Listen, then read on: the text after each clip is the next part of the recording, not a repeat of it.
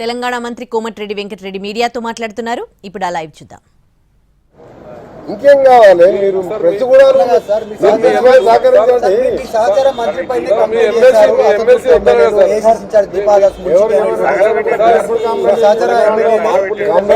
ఎక్కడ లేదు. ఇవన్నీ పత్రికల టీవీల సృష్టి మాత్రమే.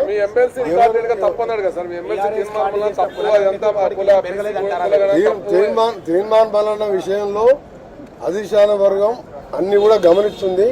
మా ఇన్ఛార్జ్ జనరల్ సెక్రటరీ గారు, పిసిసి ప్రెసిడెంట్ గారు, పిసిసి ప్రెసిడెంట్ నిన్న ప్రకటన చేశాను. కాబట్టి అది పిసిసి లెవెల్లో ఉన్న సబ్జెక్టు.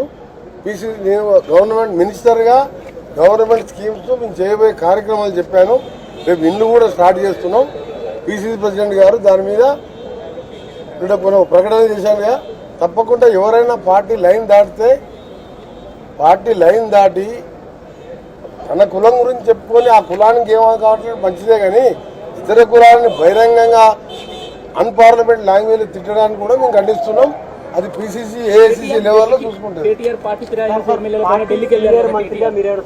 కేటీఆర్ పోయింది ఇబ్రాహిం ఎమ్మెల్యేలే కాదు, ఆ కవిత కేసు మీదనో ఆయన ఈడీ కేసు మీదనో అడ్వకేట్ మాట్లాడుకుంటూ పోయి ఉంటుండొచ్చు.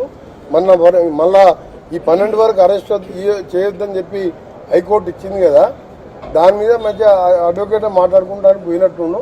అంతే తప్ప ఆయనకు వేరే పని లేదు. ఈ 4 ఏళ్ళు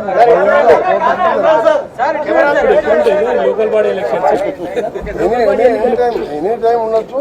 అది మా పార్టీని నిర్ణయించి ముఖ్యమంత్రి గారు, పిసిసి ప్రెసిడెంట్ గారు ప్రకటిస్తారు.